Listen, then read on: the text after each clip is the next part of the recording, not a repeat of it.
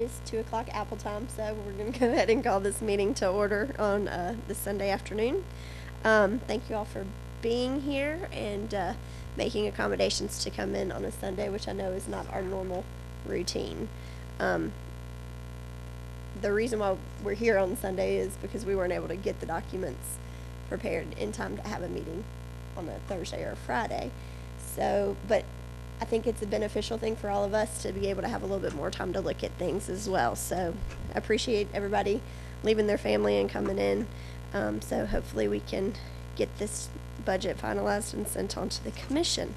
I will turn it over to Ms. Kinzer to do roll call Ms. Parker, here. Ms. Martin, Mr. Pennings, Mr. Moore, Mr. Atkinson, Mr. Bates, Mr. Beaver, Ms. Powers, Ms. Morency, Mr. Dudley. Thank you, Ms. Kinzer. Our next item is to adopt the agenda. Since it's a specially called meeting, there's really not anything that we can add to it. So motion to adopt by Mr. Moore, second by Mr. Pennings. Any discussion? Seeing none, we're ready to vote.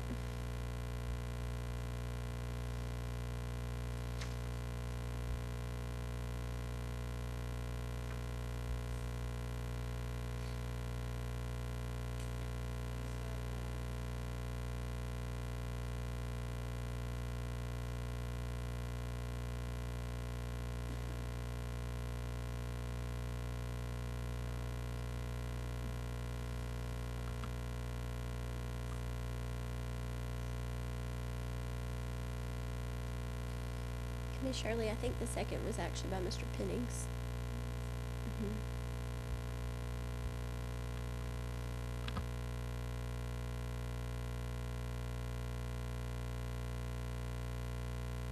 All right, that motion passed. So we'll move on to the next item, which is the budget documents, and I'll turn it over to staff. Thank you, ma'am. Appreciate it. So what you see attached is the budget document according to the actions that you took Tuesday night.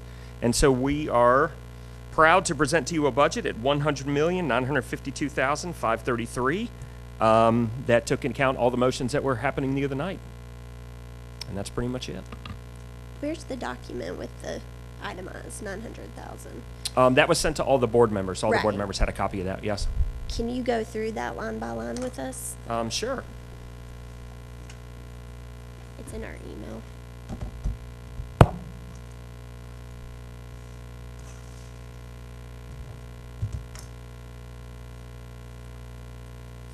And I'd like to give board members, as things are coming up on the line by line, if people have questions, so we don't get too far into it.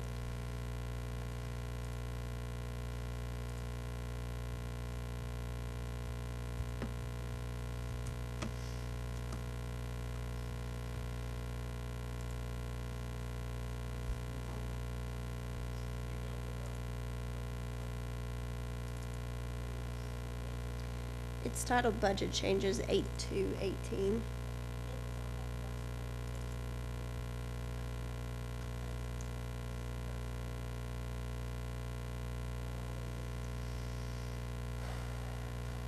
Okay, so starting at the top of the list, in the 71-100-499 line, we reduced regular instructional budget in other supplies and materials and equipment. Is there any way you can put that up on the screen so board members can look at it? Sure. Dave, can I have land, please? Thank you.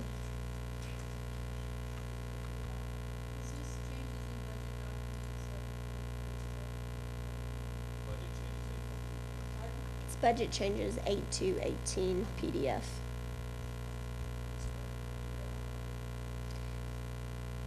It was, budget meeting follow-up was the title of the email. And there's a chain of emails on that one.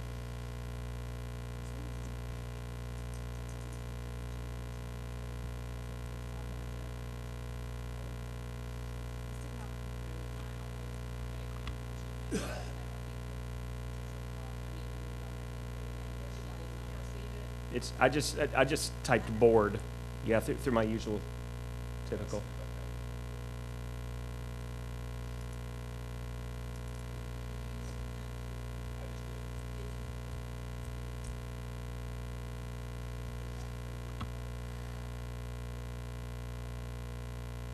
Interesting, okay. We'll look into that, find out why.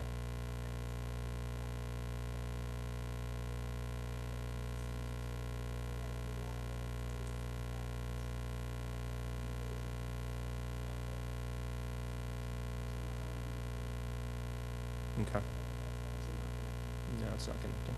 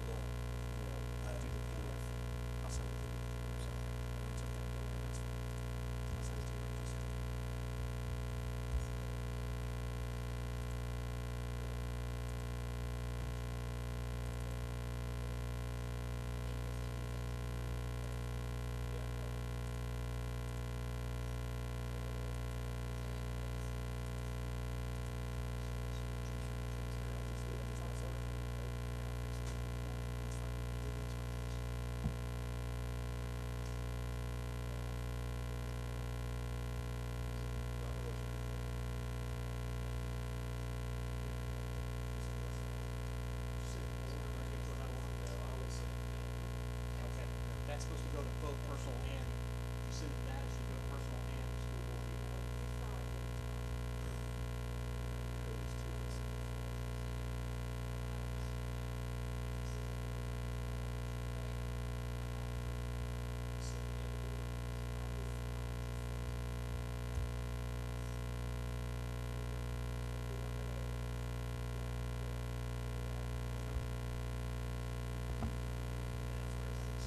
There you go.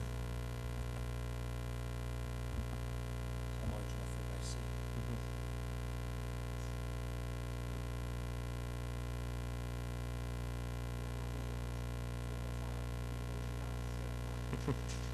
That's the document, yes, ma'am. Yes, ma'am. No,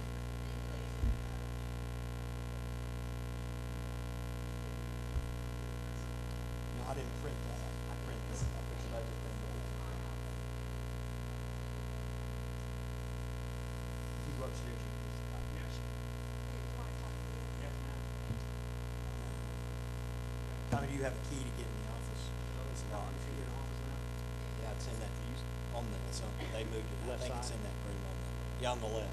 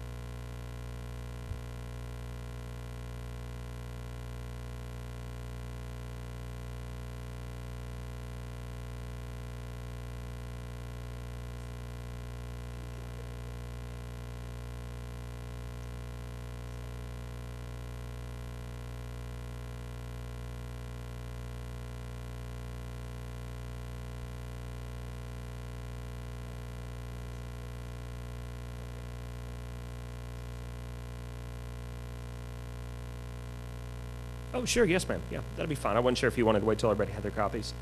So starting at the top, what we did is we basically following board action by removing $900,000. This is the list of everything that we removed from the budget to get to the $900,000 mark. So the first one was 71,100, 499. list, and we reduced regular instruction budget on other supplies and materials and equipment. In the 71,300, 429, 449, and 599 lines. Wait just a minute. Yes, Before ma'am. you leave that one, can you kind of explain, I mean, that's a big category. So Yes, can you ma'am. kind of explain what it is that we're cutting specifically? Basically, what we did is we reduced the budget in the 499 line, which is other supplies and materials, and then we also reduced equipment in that line to basically take it back to the FY18 levels or just a little bit higher of 35,543.38. So you're taking it back to FY18 What- levels, and we didn't spend over that in FY18? Basically, what we did is we started to look through. We basically took a lot of these back to the FY18 levels, or as recommended by the department heads or the supervisors of what it could possibly be, but not less than what we spent in that FY18 level. So that's basically how the conversation went down. But we tried to take it back to FY18 levels is what we tried to do, by also taking into account what we spent the previous year. So yes. So that's less than or that's equal to what we spent in FY18. We Yes. didn't go over that in No, ma'am. FY18. Yeah. So why was it in there before? Why was what in there before? Why were the budget levels in there before? Why was it up? Why was it more than $35,000 in that category than if we didn't spend that in FY18? Basically what I'm asking you is what are we not going to be getting by taking that out? Well, That's what we need to know for really all of these. Well, I mean, basically through all of them, basically what we're seeing is there were things that department heads or supervisors were planning on doing. Like, for example, again, with supplies and materials, things that could be purchased to further the instructional program, things that were planned for this year that we take back down to the FY18 levels that won't be able to be done this year. So that's basically it. So they have to live within their means from FY18 is what they have to do. Mr. Well, Bailey? I know where you're coming from, but what kind of things? What are we talking about? Special projects, pens, paper, pencils, copies, what? That's instruction. 71,100, 499. Other supplies and materials. Sure. You know, my being, if they needed that stuff before, Mhm. what are we gonna lose if they don't need it now? Well, basically, by removing $900,000 out of the operating budget, there is going to be a potential impact to services, a potential impact to instructional programs. There's going to be potential impacts that they're going to have to scale back things that they were planning on doing potentially for this year. Whether there was professional development that was planned, travel to professional development that was planned, they're going to have to live within their means all the way back to the way we did it in FY18, all the way we did it back to last year. And again, I know where you're coming from, but there are some things that I may, in my own silly personal view, may say, no, I don't want to cut those. Mhm. And unless I know what's cut, I don't know how to vote, to be honest with you. And some of these, it was, I don't want to cut. But board action was to remove $900,000 from the operating budget. And the response was, if it's not there, can you live without it? And the answer was, well, if I have to live without it, if we have to scale things back to live without it, then that's fine, then yes, we can do it. But these were things that they had planned on progressing the instructional plan forward to do things differently, if that makes sense. But we don't have a choice. We have to scale back $900,000 in operating costs for the district. Thank you. You're welcome, sir. Dr. Marza, can you give us a little idea of how you went about doing this? It may help us to understand where these numbers are coming from and who they're coming from. Exactly, not a problem. So the process started off with Stan, Ron, Amanda, myself, looking at FY18 spending levels, looking what was planned for FY19, contacting those department heads, such as contacting, for example, I just went blank, contacting Lori Stanton in Health Services and going, Lori, this is where we are, this is what we have to do. If we take it back down to these levels, can we live within that area in Health Services? Can we do that? She said, yes, we can do it. We can do that. If that's what you're telling me we have, then that's what we're doing, and that's where we can operate, and that's where we can live in. So those are the conversations that we have. So the individual supervisors in that area are the ones that came up with what they could live with for After we contacted them and had Right, I conversations understand with that, them, yes, but ma'am. but they're the ones that are actually cut what they need, what they felt they could cut. Yes, ma'am. Okay.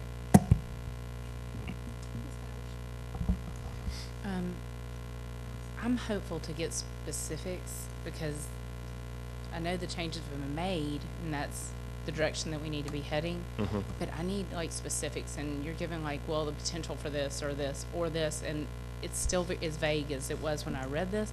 And I also just have a question that, you said that you and Ron and Amanda and Stan got together. Like, where's Karen in this process? Like, she's the second highest. Well, I think Karen does a good job. Karen, I think you do a good job. But she's the second highest paid person in the county. We're here on Sunday afternoon. She's not here.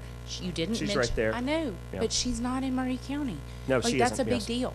Mhm. That's a big deal. She's not grocery shopping in Murray County. Karen, sorry, but why is our second highest paid person not in this room with us? You just mentioned who got together. She wasn't on the list. Like, maybe this isn't a position that we need, apparently. Y'all just did the work and you did not say her name as being a part of it. She did have input in certain areas. When we looked at the fiscal services budget, when we looked at the property taxes, she had input on the process. So she was a part of the process. But the physical people that were in the room were the four of us that started the process because we didn't have a lot of time. We had to get things moving. We had to get this done in less than 72 hours. I'm going to maintain if she was living here, she would be a part of this, and we're paying her to be a part of this. And I have a problem with this for good spending of our money. I would be living here unless I wasn't being eliminated.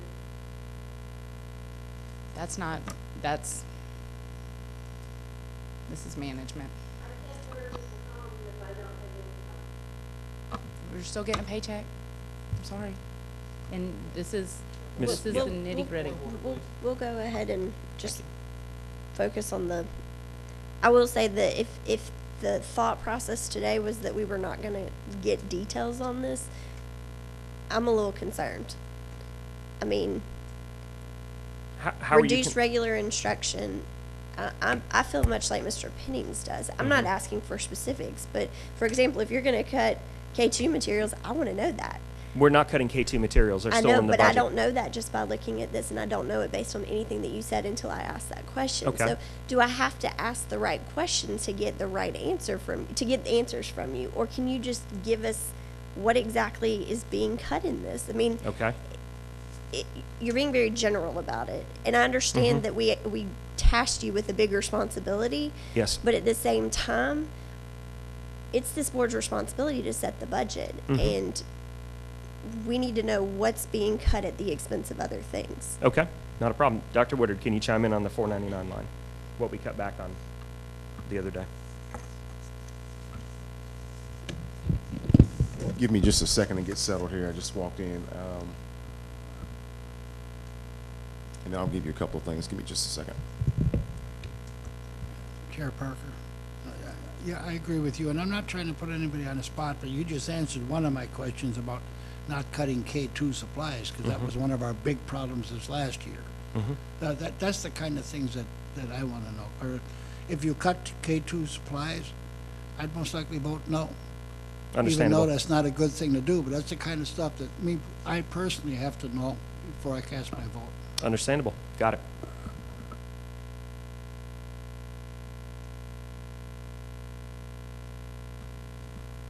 Are there any other general questions that people have from having looked at this while Dr. Woodard's pulling things up?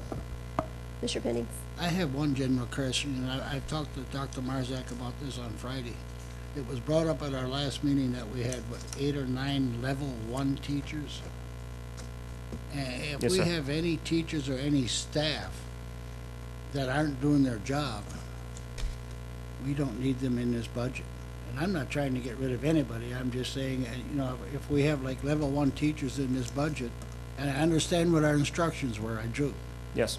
But if we have level 1 teachers in this budget or members on staff in this budget that aren't doing their job, we don't need them.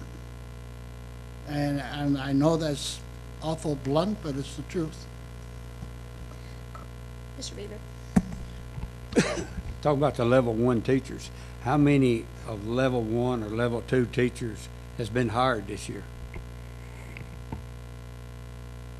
What do you mean level 1 or level 2 teachers that have been hired? I didn't say they've been hired. I'm just asking, how many has already been hired? Because I know there's quite a few that's already been hired. We hired in areas where there was not, like, for example, at the elementary level. We're pretty much tight at the elementary level, so we can't transfer anybody from another building to another building. So Okay, at the but- elementary level, we have to hire somebody to cover that position, Yes, or sir. we'll be over the BEP allotment, if you will. Okay, but that wasn't my question. Okay. Of the teachers that have been hired this year, since May of last year, or June, since June of this year, how many of them were level 1 or level 2 teachers? We won't know that information specifically until they're entered into TN Compass, and then that information from those other districts are sent to us. Now, during the interview process, that's one of the things that principals can ask. They can ask for levels of effectiveness from previous years, but that information actually won't be imported till probably about September or October if they come from another district. Excuse me, Mr. Bieber, do you mean, and what I think you mean is, have we rehired any level 1 teachers? I'm not saying rehired anyone. What I'm saying is the teachers that either came fresh out of school or came from another county. That's my question. Unless they taught the previous year in a Tennessee system, they don't have a level of effectiveness. So if they came straight from college, then there is no LOE. So these would be people coming from other districts. Okay, that was my question.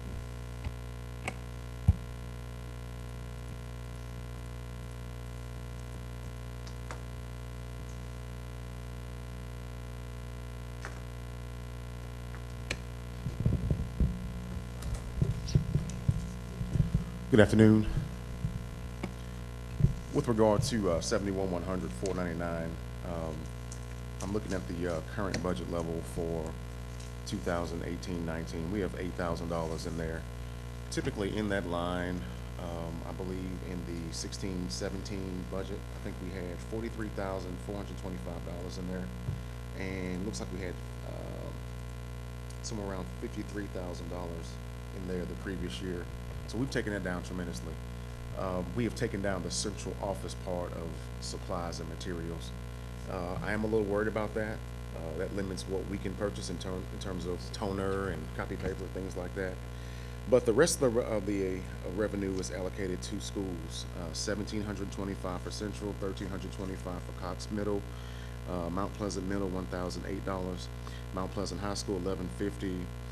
Spring Hill Middle School, $1,325, $1,725 at Spring Hill High School, $1,325 at Whitthorne. And so that is where the remaining amounts are. They're located and tied to specific schools. But the central office part of that is only $8,000. The rest of it's tied to schools.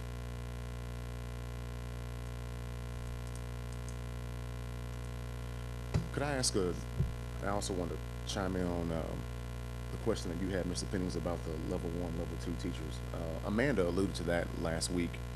She said, I think Donna Morenza, you asked that question about the level 1s and 2s. I wanted to clarify, I didn't get a chance to speak up on it, but there are 9 teachers that we have that were 1s and 2s for 2 consecutive years that will be eligible to be removed under Tennessee Code Annotated 49-5-511 under the authority of the superintendent if we choose to make that move. But in terms of having 1s and 2s in the county, there are several that have been 1s or 2s, but only 9 that were 1s or 2s for 2 consecutive years that fall under that tenure situation. But several, we have quite a few that have not performed well. But that's what I think Amanda was trying to say, but there were 9 that have been consecutive. But if you look at 9 teaching positions that could potentially be removed, you're looking at potentially $650,000 in terms of the dollar amount. In terms of additional potential revenue. I just wanted to kind of clarify that and put that out. But just because we might decide that we wanted to move in a different direction from those teachers, that doesn't mean that we wouldn't necessarily need to staff those positions, correct? I mean, if it's a first grade teacher that was a level 1 for consecutive years, you're still going to need a first grade teacher, right? That's correct. In some instances, we would need to still retain someone, but in several of those instances, looking at where there are several that are in middle school, and what we can do is make classes a little bigger in order to accommodate and not having those individuals. But again, that's just choices that we could make if we had to go in that direction and move in that direction if you wanted to, but we could do that. With regard to class sizes, we can go up to 35 by state law. Typically in middle school, 75 to, I'm sorry, in typical middle school, we're going 25 to 35. So we could potentially make class sizes a little bigger to accommodate for that if we needed to. Going back to the cuts that you mentioned in this particular item, and you mentioned that some of them are specific to each of the schools, does that mean like less copy paper, less toner also for them? Because you said that was what the impact would be at central office. It would be for us, but not for them. Okay. We didn't really touch the money for them, so it was. So each of the principals are going to have to figure out how that's going to impact them. They're going to get that a lot. They're going to get their $4.99 allotment, Okay. but we took away from the central office amount. And I'll be honest, we are worried about what we're going to do at some point. I mean, but you know, we may have to pull from other sources, but you know, that's the reduction we had to make given the time that we had to find the $900,000 within the 2 A's that we had. Okay. Ms. Morency? I don't want to get off track with this because this is what we're doing, but I did want to make a comment or ask a question about the level 1, level 2 teachers. Whose responsibility is it? Is it the principal's responsibility to monitor that and make sure that we are adhering to the Tennessee Code annotated and at the end of the year? If it's my question. It's a combination of the principal and chief of staff working together. Okay. When we get those levels of effectiveness back. You know, sometimes we don't get them back quick enough. So in this case, how we identified the two were based on 15, 16, and 16, 17 test scores. Because as you know, the Tennessee legislature absolved all employees in the state of Tennessee from any negative effects being taken against them based on test scores, basically what happened in this past spring in 2018. But sometimes we don't get those levels of effectiveness back until early fall. And more so than, my question is more so than terminating those teachers, is there a plan for the principal to give those teachers some input or guidance or whatever to bring those up? Yes. That's more what I'd like to see. Yes. Okay. So I'm just curious, like, if a principal, in cases where there's rapid turnover of principals, whose responsibilities does it fall to? Because I am clearly aware of a teacher that's, I would assume, level 1, possibly level 2. I'm aware there was a growth plan given 3 years ago. It was, nothing's changed, and yet that teacher's still there. So who does it fall to if it's not, if the principals aren't? Ms. Powers, that's a legitimate question. In a situation where a principal has made the recommendation to the Human Resources Office for removal, and they have enough documentation, then that teacher should be brought up on dismissal charges. I don't think. So I would say there's that the been responsibility consistent management of rests us. with Go ahead. central office. I would say yes, that responsibility will rest with us. If the principal's done due diligence to bring dismissal charges forward, if there's not enough documentation, then there isn't really much that you can do. It's difficult. I'm saying when there's rapid principal turnover, I think these things fall through the cracks. And I think that when it's been brought to y'all's attention, I haven't seen any changes made. Let me just say, I think this might be a good topic for discussion for our board work session. I think these are all valid discussion points that we're having. However, unless somebody wants to make a motion to reduce this budget by eliminating certain level 1, level 2 teachers, I think we just need to go on to the next item. But we will add it on the next board work session in August.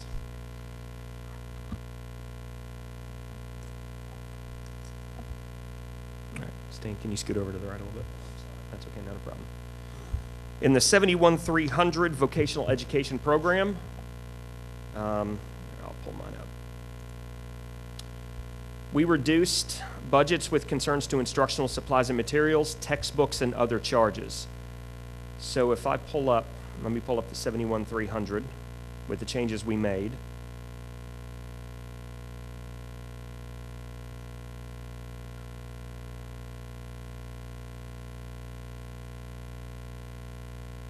So basically, let me go in here.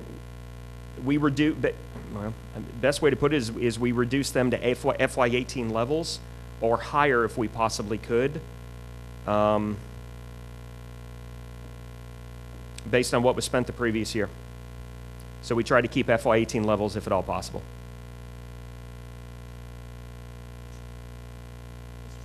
All right, thank you, ma'am. In looking through this with the medical insurance, it's my understanding we had a 3% rate increase for medical insurance. Okay. Okay, I noticed on 71,300, I think we got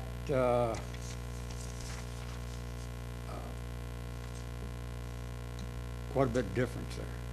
Or could you explain to me how, we got a minus 15.8%, reduced at $70,000? You're talking, it's the negative 7.6% On the medical insurance.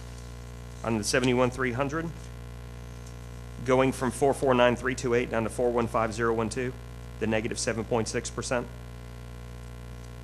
in the 207 line. 207, correct. So all of, in Allaview, all of the medical assurance is automatically calculated in a master area, and that it automatically applies to the individual areas. So based on the personnel that they have in their budget for this year, with the increases, there's only needing to be budgeted $415,012. That's all that needs to be budgeted for this year with the personnel that they have in place. How much now? Could you say that again? $415,012 is what needs to be budgeted this year for medical insurance. In the 71,300 207 line. Well, the budget I'm looking at, it doesn't. It's talking, I guess for 18, it's It's 449,000, and then 19 is 378,000.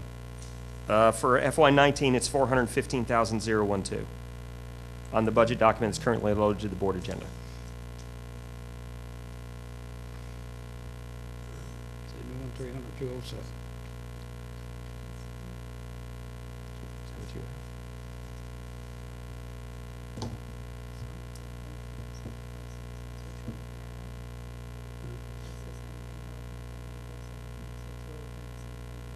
That was 71,300, 207. Any other questions on that one? I'm gonna let y'all keep working on that and follow Well, up if I you have mean, a question. I'm looking at different numbers and you're calling out.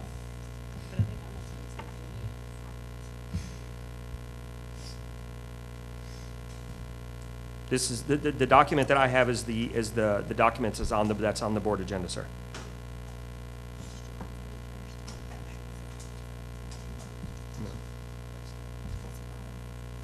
Exactly.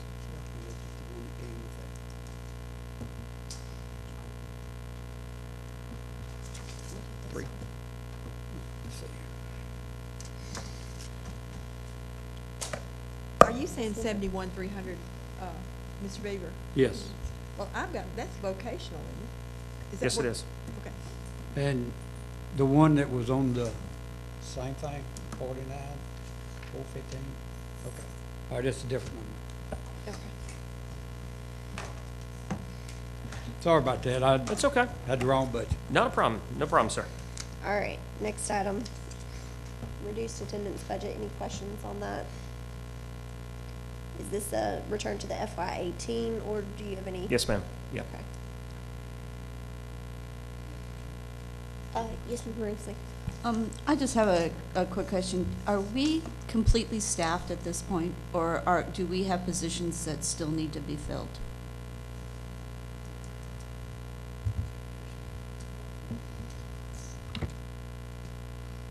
we do still have a couple of vacancies, mostly in our middle schools. I believe we have one high school vacancy and one elementary vacancy. We do have some vacancies. And those salaries and benefits are included in this budget? Okay, that's all I wanted to know.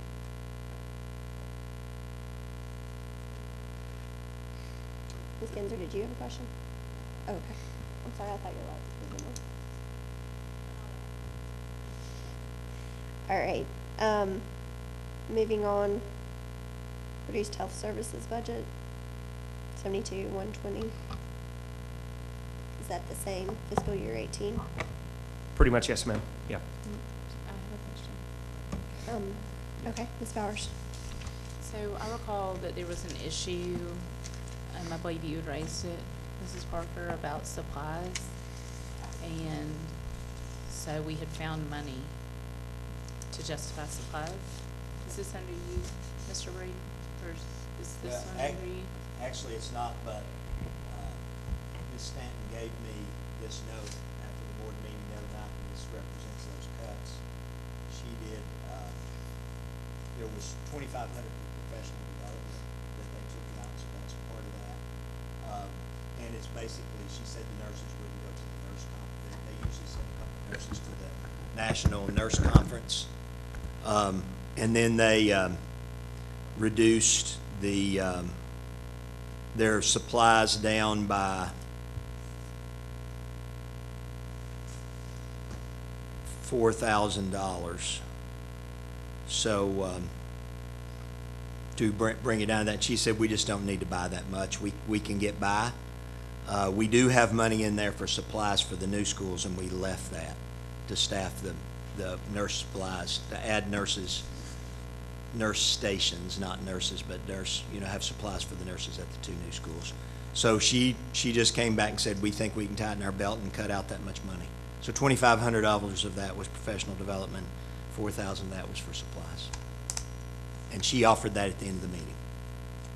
Well, I just, have a level of mistrust about what we're told sometimes, and I just question that, we found that, I believe you asked some good questions, and that, their supplies didn't seem to be very systemic or systematic, and we are always willing to help, but I know we're asked to donate supplies a fair bit, and I just question how we recognized a deficit and now there's room to cut.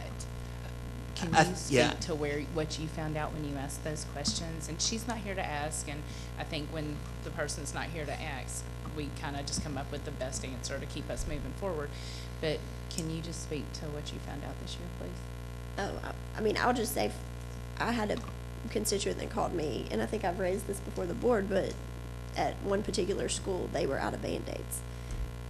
And the only way they got Band-Aids was for a parent to go and purchase it.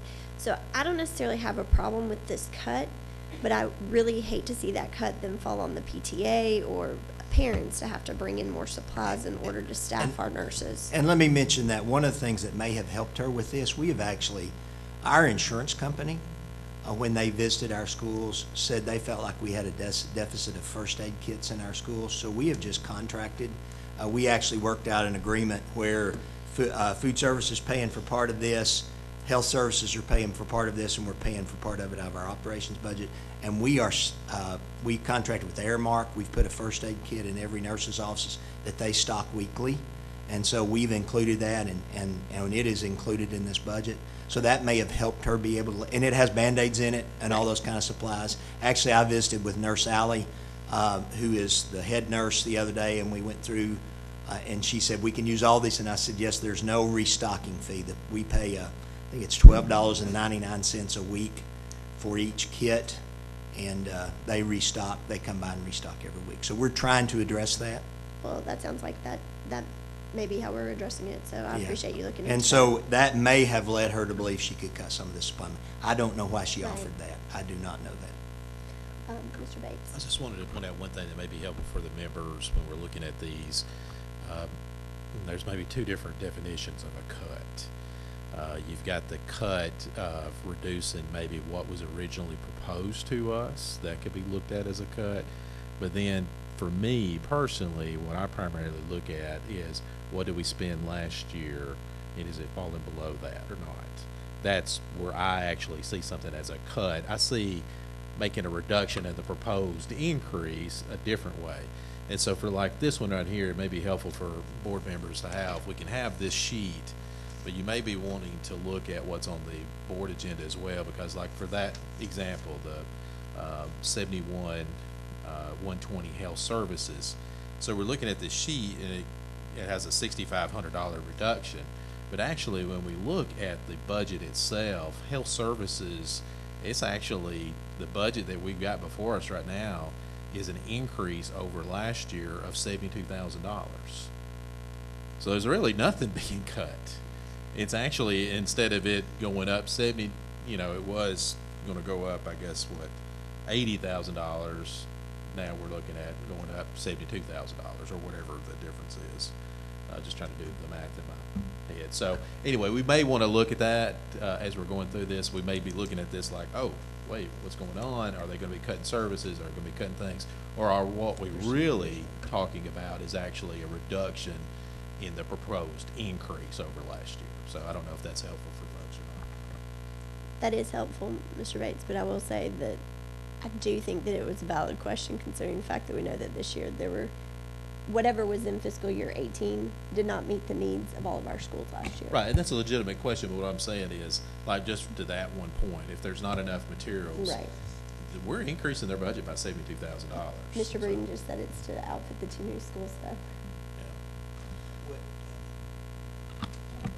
Don't let me mislead you. There's $7,000 of that is for supplies for the 2 new schools. I think, and again, that used to be in my area. That's now under student services with Mr. Lang, and then ultimately reporting to Dr. Woodard. I think there's a couple of additional part-time nurse positions in there.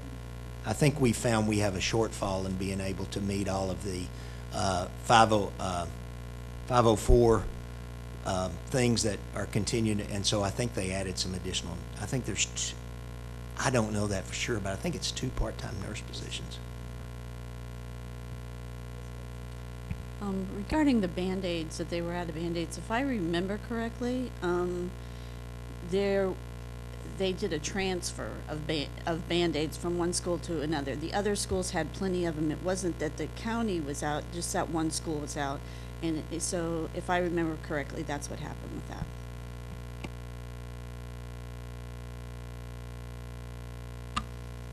All right, let's move on to the next one. 16,000 student support budget, evaluation and testing. Is that fiscal year 18? Yes, ma'am. All right. Can you go through, and maybe that would be helpful, just go through all these and just tell us what's different from if you're changing it from fiscal year 18. Okay.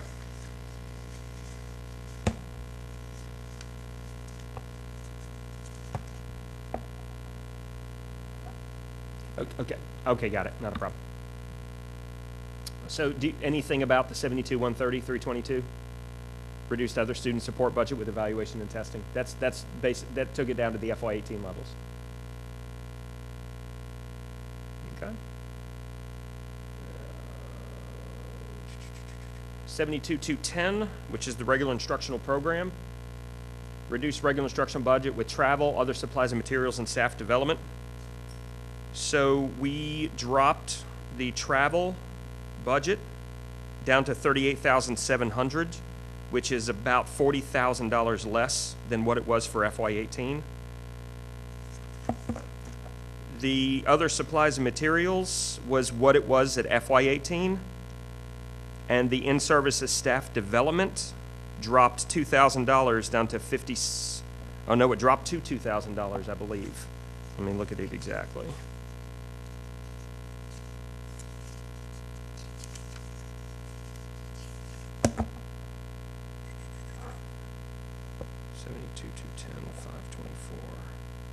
It dropped to $20,000. So that's $37,000 less than it was in FY18.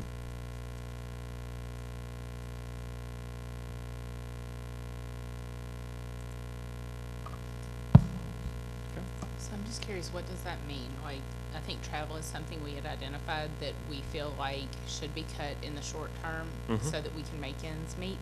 So what does that really translate into? It means that there's Yeah. going to be travel limited to within 50 miles, which was proposed by Mrs. Kinzer, or what does this really mean? We just- Or does it mean central office still goes, but the people at the school level don't? What does this mean? We discussed limiting travel to statewide conferences. There are quite a few statewide conferences that are required for various departments across the state. And so if it's a statewide conference, something that is required for any of our supervisors or something along that lines, we felt that it would be reasonable statewide. It does limit out-of-town travel almost completely because it's Out of just. town? Out of Columbia? Out of state, yes, out of state travel almost completely because there's just not enough revenue. And that reduction in the 524 line also limits, we use that funding for the conference registrations. So we pay for the registrations out of 524. And then we pay for the actual travel itself, which will be lodging and/or, meal reimbursement out of the 355 line. So we have reduced those drastically. Some of the conferences that we do pay for out of that line would be the LEAD conference for principals, which goes on in October. The annual librarians conference, which happens also in October, I believe. We also pay for the nurses conference. We pay for the technology conference. I believe it's in Murfreesboro. So we pay for several conferences that are statewide annual things out of those two lines. And so again, we felt that statewide would be reasonable. So it came down by $2,000 to $20,000, or I didn't quite understand. There was a $20,000 reduction in the line from the previous year. Is central office travel being reduced to somewhere in this list? Consequently, yes. Are we going Yes. to touch on it in other lines? Because I hate that teachers and librarians and principals or whoever aren't going, but I want to be sure that central office is equally bearing the brunt of this problem. All of it is spent out of that one line, so That includes central office reduction in travel. yes. Of the money that is left, is it going to be equally distributed at all levels, or is whatever money is left only central office going to be traveling? Right now, we don't have, I don't, I can't think of anybody that has anything planned as far as central office, any conferences or anything planned. The LEAD conference is coming up. Registration for that is due pretty soon. Principals are going to LEAD. Librarians are going to library, and technology staff is going to tech conference. Other than that, right now, as far as central office, there's nothing planned right now. Even central office will no longer go out of state. And that's, It will be very difficult to do so on such a limited budget, but we have discussed we've only looked at statewide travel.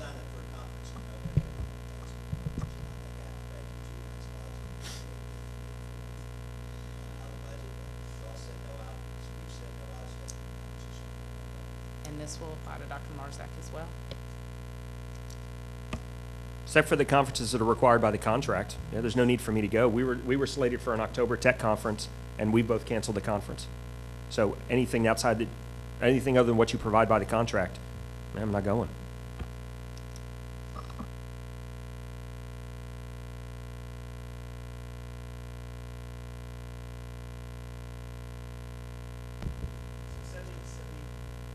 $72,220, which is special education.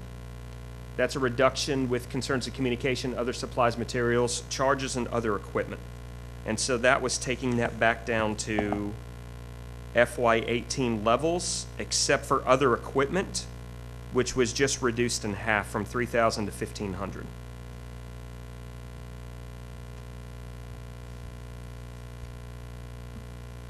What about the one right before that? Alternative instruction budget, 1,250. Did I miss that one? 72215. Yeah, that's communication and other supplies and materials, and that's back down to FY18 levels. Mr. Moore? Sorry. I'm going to jump ahead here on this, and I apologize for people that want to go. I just do not have the need to go through every line item of this at this point. So I just would like to make a motion to accept the budget as proposed. And if others still want to discuss that, I just don't see the purpose of that. It's going to get moved around as the budget is worked throughout the year anyway. I'm not sure what purpose it serves. There's some other things I would think we should probably revisit to talk about at the next work session to kind of recap how we got here. I think that would probably be beneficial. But other than that, just today, I don't see a purpose in what we're doing on this part. So I'll make a motion to accept this as proposed.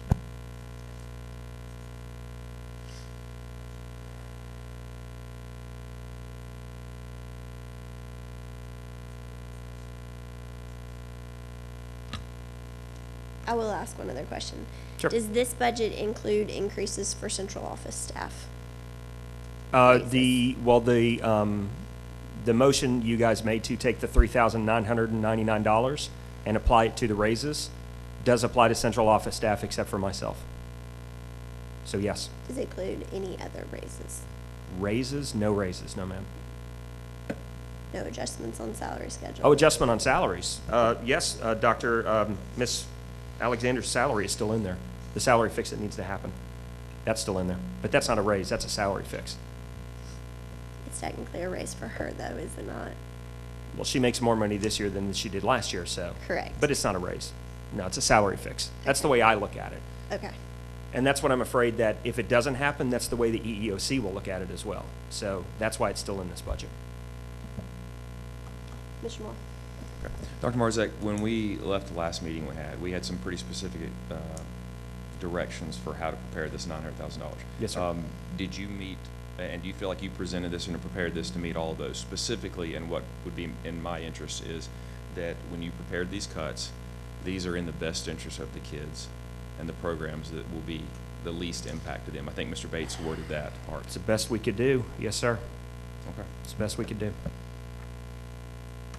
Mr. Bates?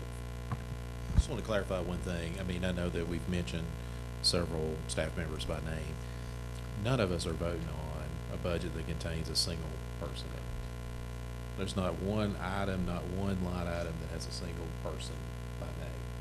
What we are voting on is a position as far as the salary schedule. I mean, I don't know what the future may hold for any person, any personnel.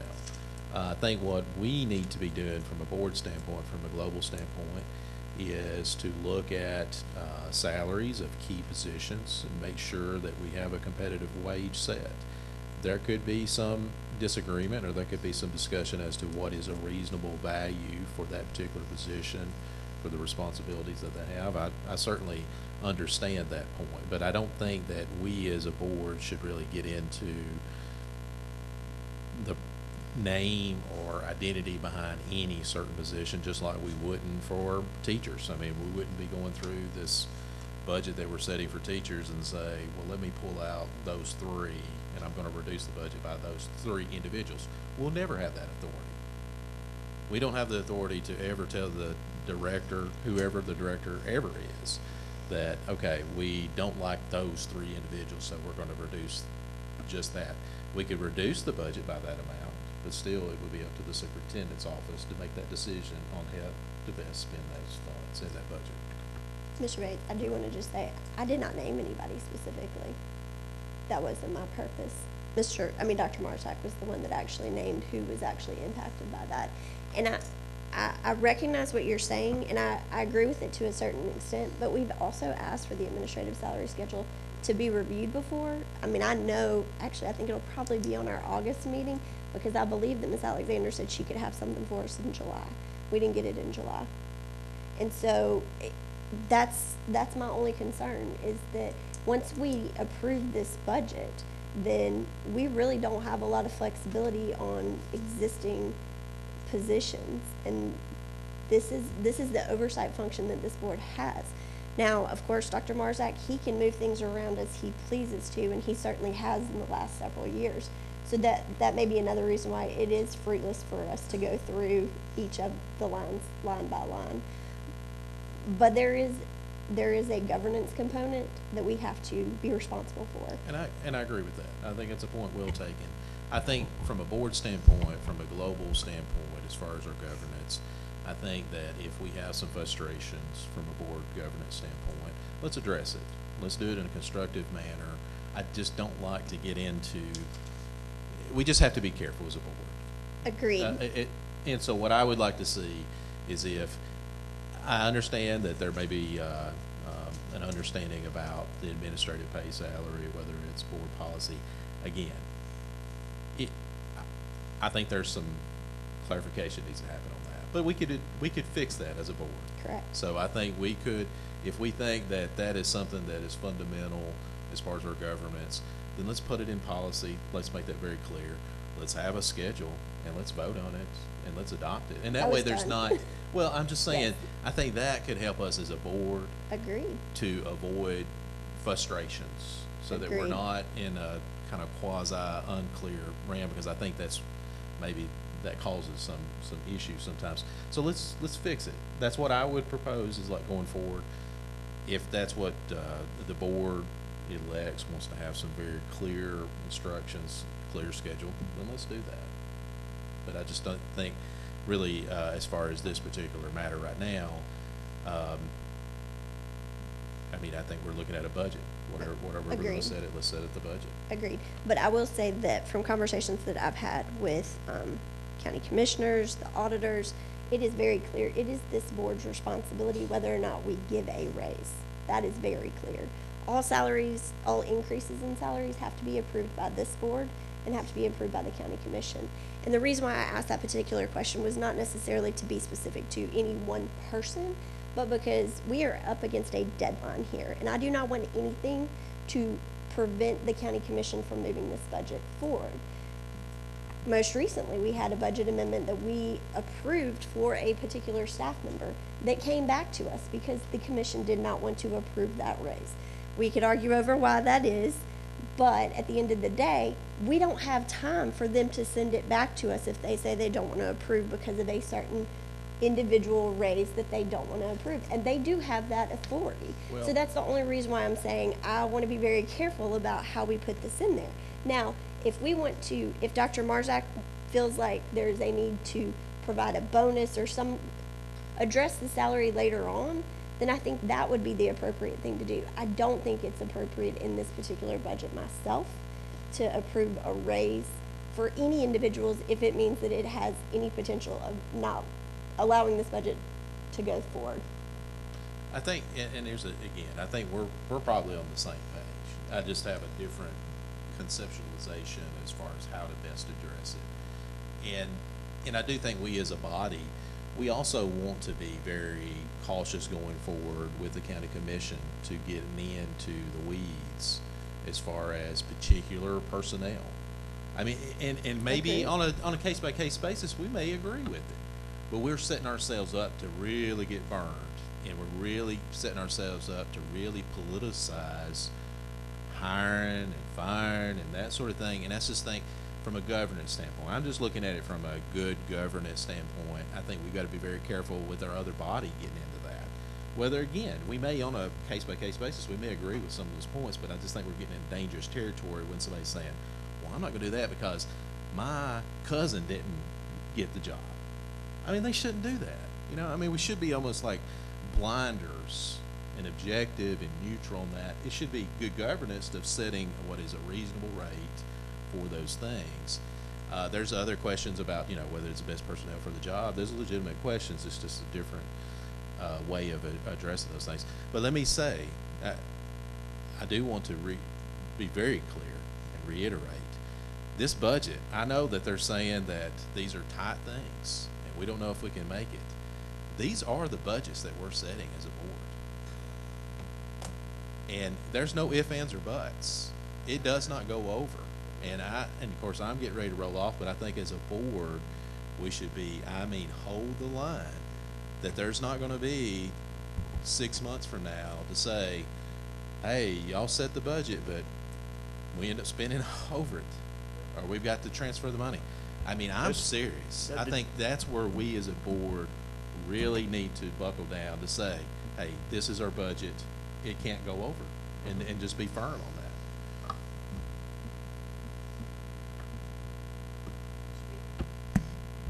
Thank you, ma'am. And Mr. Bates, I agree with you, but shouldn't we been tightening down on the oversight 2 years ago? Because look at the problems that we've had in the last 2 years.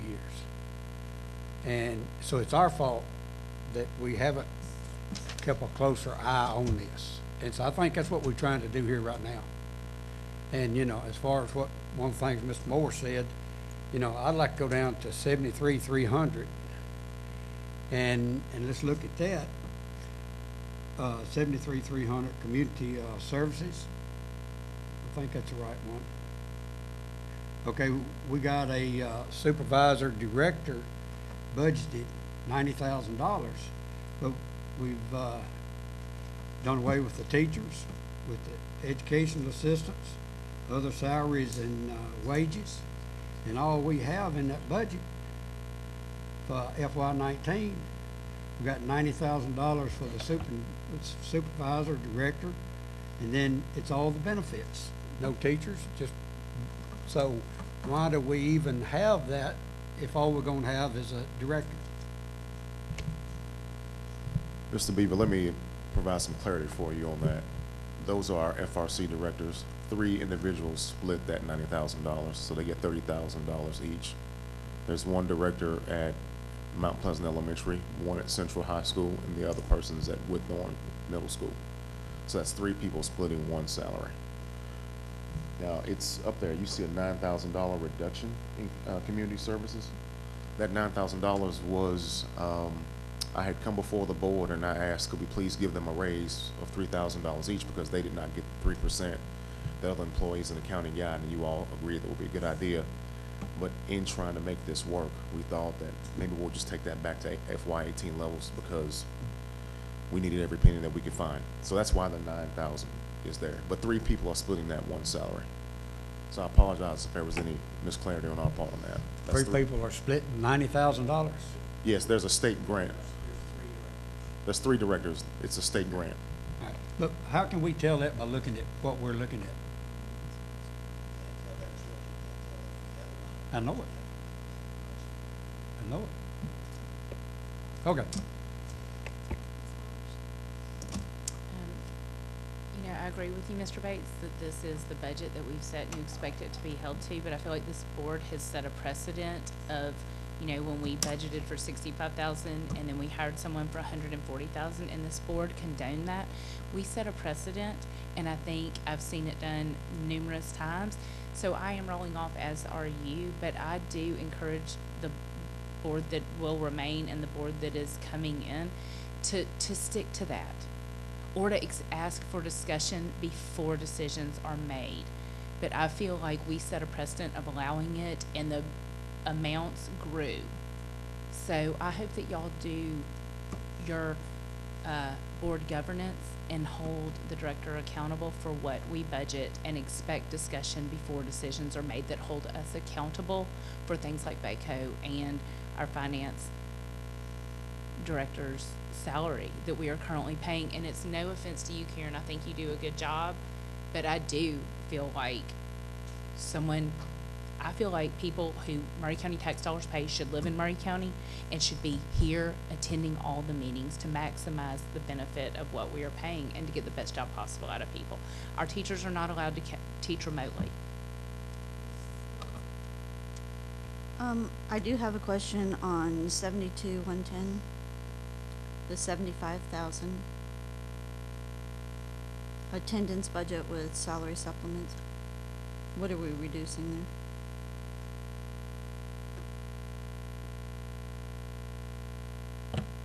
The $75,000 reduction, that's tightening up athletic stipends. So we're going to get tighter on athletic stipends by reducing that budget. How are, again, how are our athletic stipends done? What's it based on? So based on a percentage of their salary? Percentage of their salary and the positions and the sports that they coach. So how are we going about cutting that? Are we cutting the percentage, or? No, ma'am. So what will happen is Carl Lang and Chris Pointer will work to analyze what sports we currently have slated throughout the course of the year. They have their final number, and I believe their number, I think, is now 635. and they'll determine the stipends here, from here on out moving forward. It will also mean that we have to look at our non-revenue sports a little tighter. You know, your big revenue sports are going to be football and basketball primarily. But when you look at, you know, some of your sports like tennis, track, softball that don't generate as much revenue, it means probably staffing those sports with fewer assistant coaches than we have before. As opposed to maybe having 3 for softball, we cut down to 2 or just 1. Maybe it's just a head coach only. It's not the best scenario. We do want athletics to be great in our county, but again, we had to make some real tough choices here in order to get the $900,000. What is the total budget for supplements? Sports supplements? This year it's going to be 635. 635,000? 635,000, yes, ma'am. What did we spend last year? What actually came in? Last year we spent 710,000, and we had budgeted that amount, and so we deducted the 75, and that's how we got to 635. Can I find some documentation on that? Where would I see documentation on that? I can provide that, yeah.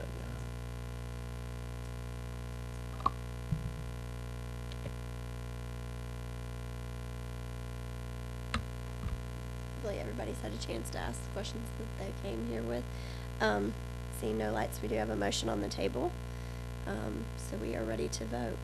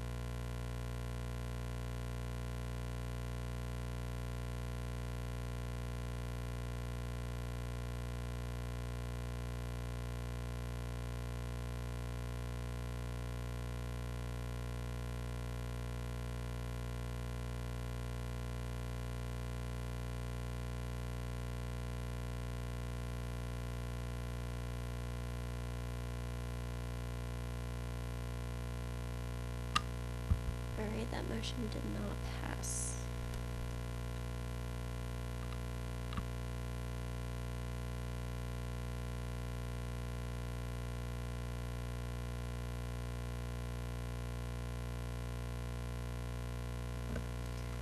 I'll make a motion that we approve the budget as proposed, excluding any salary adjustments.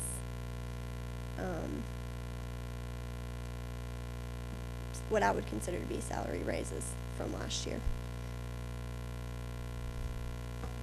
That motion negates the $3,999.890 motion then.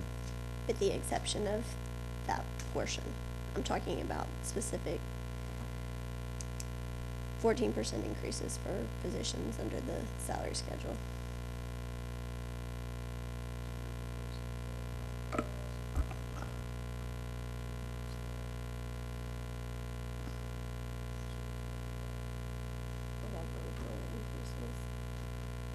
In my opinion, it's kind of an ambiguous motion, because your opinion that may be a unnecessary raise or whatever may be different than my opinion. I don't think you can make a motion on just an opinion, can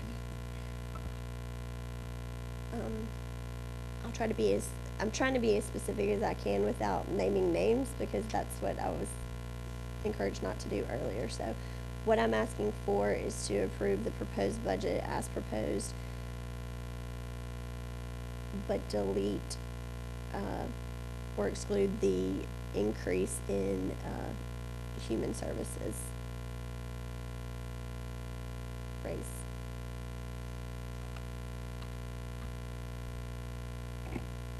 Ms. Bernstein? If we leave that in there, would that have to come before the board and be approved by the board before, it was given? If we leave what in? If we leave that raise in there, that amount of money, If you approve this budget, then the amount of money that's budgeted is what's approved. And that's what begins it. If we're talking about the supervisor director of human services personnel, the 105 line, just to inform the board, just to let you guys know, if that salary adjustment is not approved, that's the salary that the position is supposed to be at, there will be an EEOC complaint filed. We will incur legal costs to challenge it. We will lose, and then we also have to owe back pay. So there will be a domino effect that will occur. I've already asked this question. What will happen if we don't approve the budget as the salary as it's supposed to be at? So it will actually cost us more than just this increase alone. We'll have to pay the increase eventually after the EEOC rules that we have to pay that minimum salary. And then we'll also have to owe back pay and legal fees to challenge it. I guess my question is there a way to leave that in the budget and then have the board review and approve it or disapprove it? It could come back before the board at another time. It doesn't have to be improved. But if it's not in the, if It could it's be not on in the the August budget, board meeting, yes. but if it's not in the budget, then we don't have the money to pay that. Correct. So that's what I'm asking. If we can put it in the budget,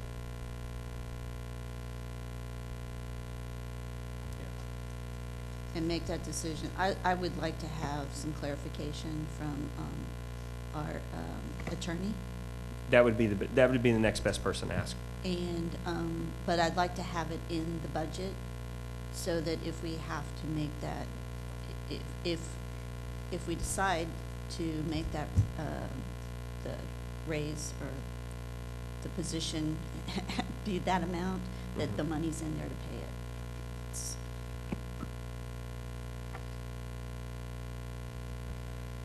I will say we have a motion, we don't have a second. Second by Ms. Powers. Ms. Morency, are you saying that you would like for me to amend my motion to provide for that amount subject to future approval by the board of that increase? I'm willing to amend my motion to state that. Are you okay with that, Ms. Powers? The money will be in that line item for it, but before the increase can actually go through, Dr. Marzak will have to bring that to the board for approval of that particular amount. Madam Chairman, first of all, the amount was, and you can see where I've made notations on this piece of paper. I didn't particularly want y'all to see them. There it is. That amount is $12,945.16, but less that is what the raise we gave. That should not be part of, I mean, that's part, everybody gets that. So what you're talking about is the amount that I have down there, 12. But this is the way I feel about it. I do not, I have problems with it just like you all do. But I don't want to hold hostage this entire budget and all we've been through to get to this point, and that all our staff and our teachers and all have waited for us to do. We were able to not take any teaching positions away. We were able to keep all of their benefits. And I appreciate the fact that you all were able to make these cuts, bring this, whatever it is, and use it by just going back to last year's level. That was the best way to do it. That's kind of what we've been saying do. As far as this one thing that has kept coming up and kept coming up, with good reason, absolutely with good reason, I just don't see holding this budget hostage to that. So I voted for it, and I will vote. I'm fine with what Ms. Morency has proposed if we need to discuss this infinitum, but not hold this budget in. I want to be able to send it to the commission in a timely manner. Ms. Powers, are you agreeable to amending the motion? I'll remove my second. I'm not okay with that, so I'll remove my second and someone else will second it to that effect, but no, I'm not okay with that. Okay, that's okay. I'll withdraw my motion and make a new motion to the effect of approve the budget contingent upon the director of schools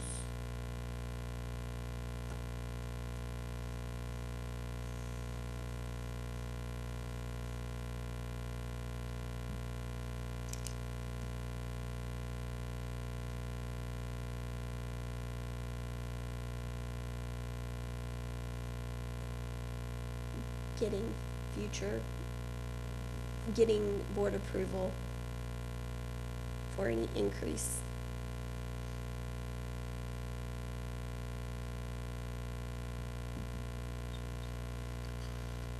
of administrative salary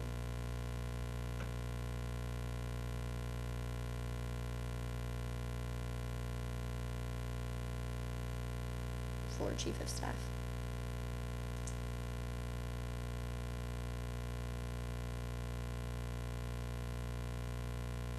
Does that motion have a second? I'll second your motion with a comment. All right. I think some of this is getting into personalities, not positions.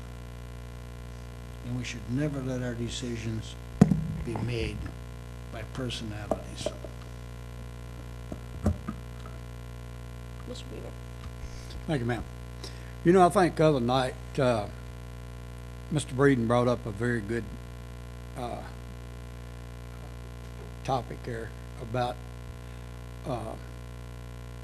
there's certain positions that do not fall within the administrative handbook salary schedule. And so, you know, I think that we need to look at either addressing like HR, Mr. Breeden's position, Mr. Schuyler's position,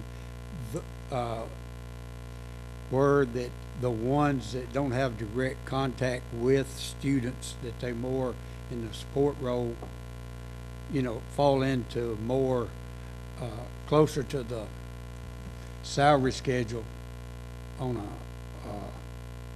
I guess business profession manner, instead of trying to put everybody in the same category.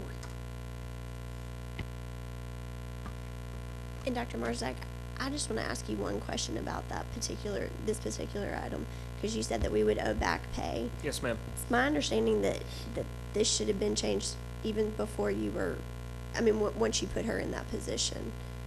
Is that correct? She was in the position when I arrived. Right. Yes. But you didn't adjust, but you brought this before us before, and we've never heard that EEOC complaint. You brought requests for this position to have a raise last year as well, and you didn't bring up anything about an EEOC complaint. Mm-hmm. So you mentioned back pay, so I'm just curious, are we going to owe back pay going back to from the time you put that person in that position, or just for the start of the fiscal year? That would be, I would say that would be up to the determination of the EEOC to make that determination about how far back the position should have been at the minimum salary. How far back do we go back? That will be their determination to make that. Mr. Bates. I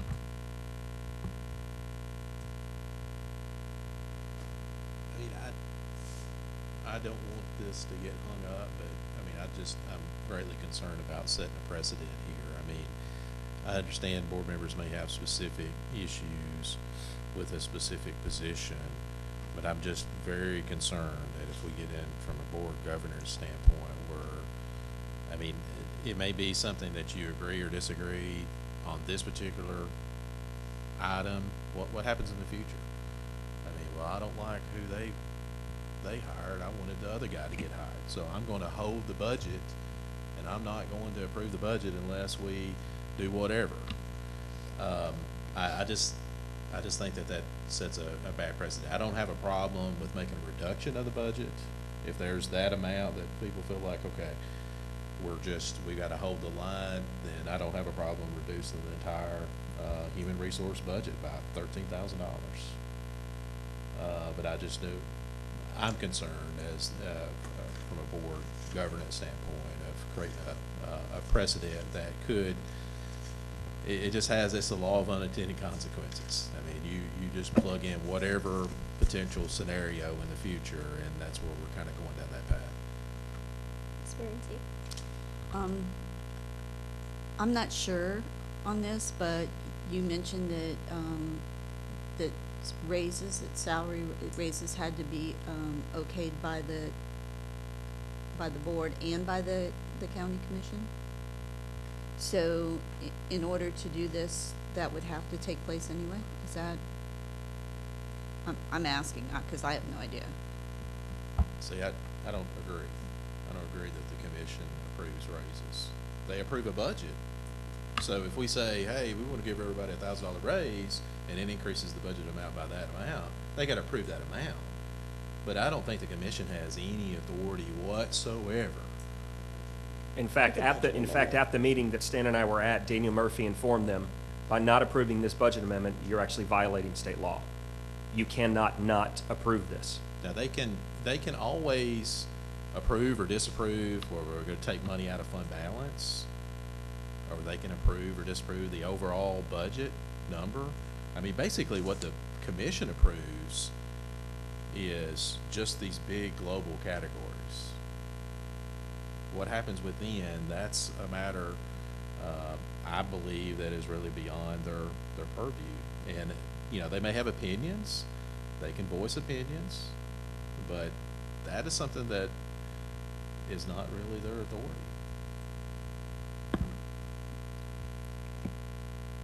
Excuse me, it was a budget amendment, it wasn't, it was just, and one of them, it was his goal in life to make sure those raises didn't happen, But and I don't, I think it was way outside of their realm also. Right.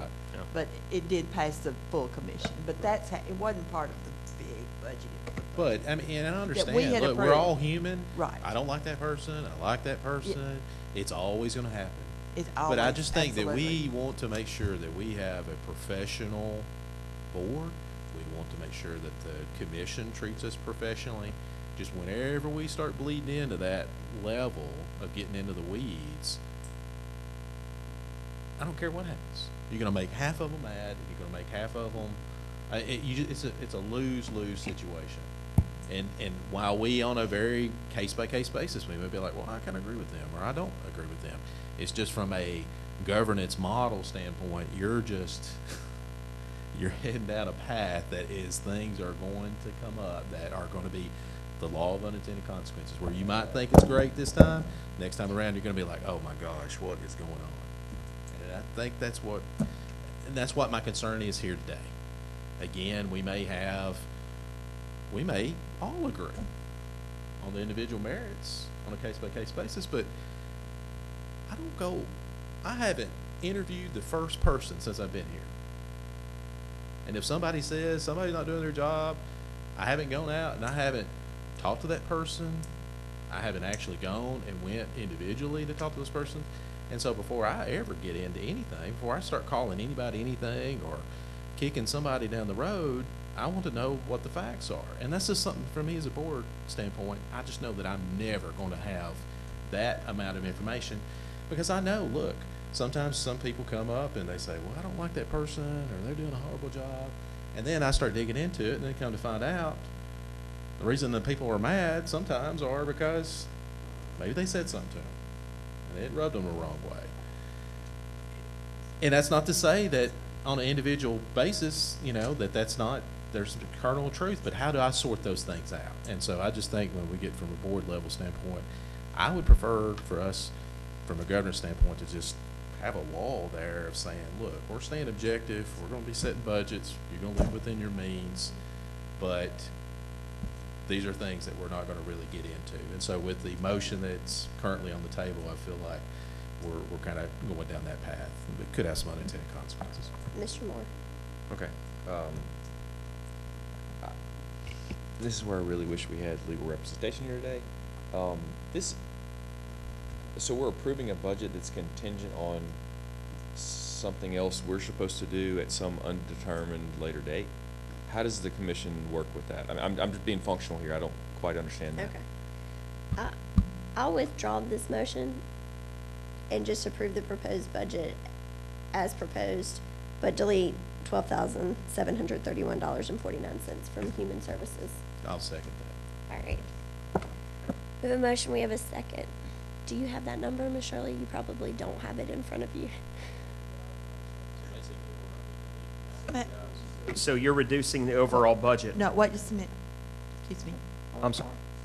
If you can see my notations there, in case we do want to do that, I would also like to amend the motion to say that the amount be added to the human resource line, 10,008, and 1931.49 be added to 72520-204, so that that department would have the money back, not using it in whatever. I'm just saying that would balance the budget. If it goes to that department, then doesn't it not have to have a budget amendment? I don't know, I'm just trying to balance the budget. Let's just, okay, I withdraw it.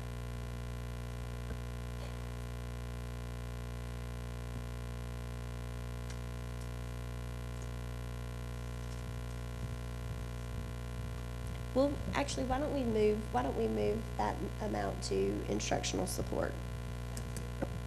And then y'all have more money in, yes, so it balances out.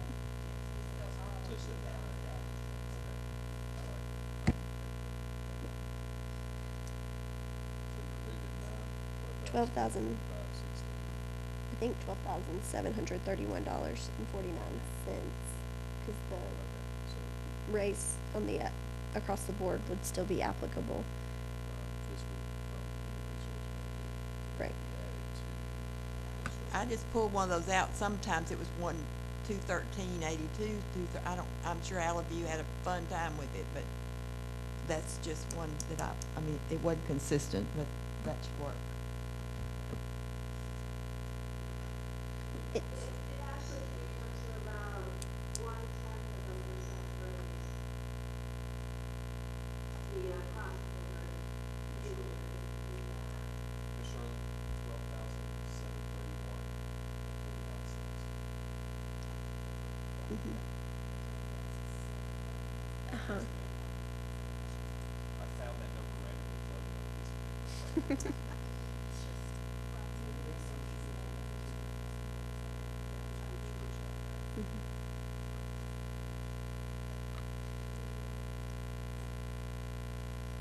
Do you want it in the, can we put it back on that 71,100,499? That's the BEP, so they'll get, each of the schools will get back some of their BEP money.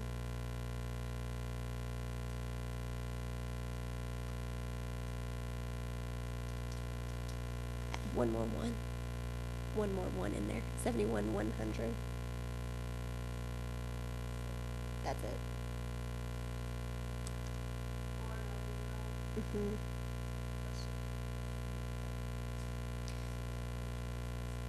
And the second one was by Mr. Bates.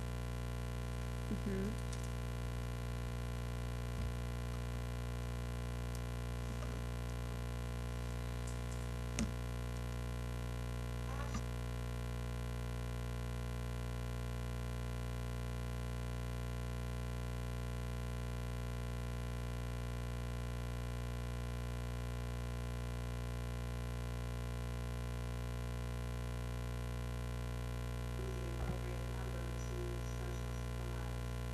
That was my impression of the motion, is just to remove it from the entire, human resource budget.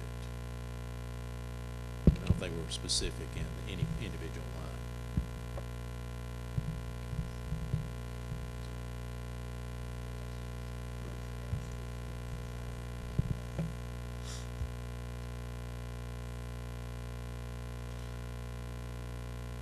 Right, FICA, Medicare, and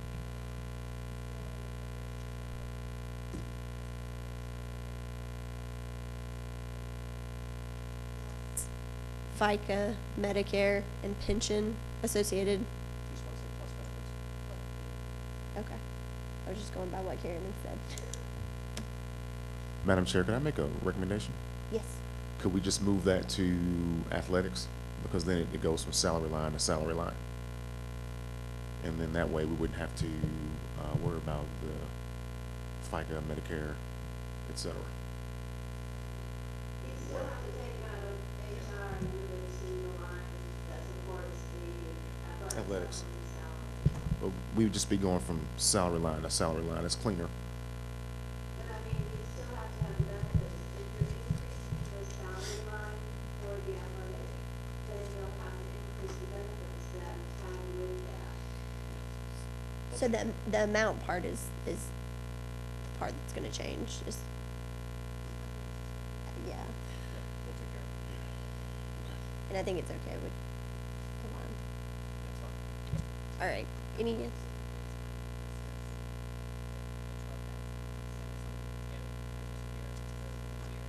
yes. BEP money. Any other questions? All right, seeing no lights, we're ready to vote on this.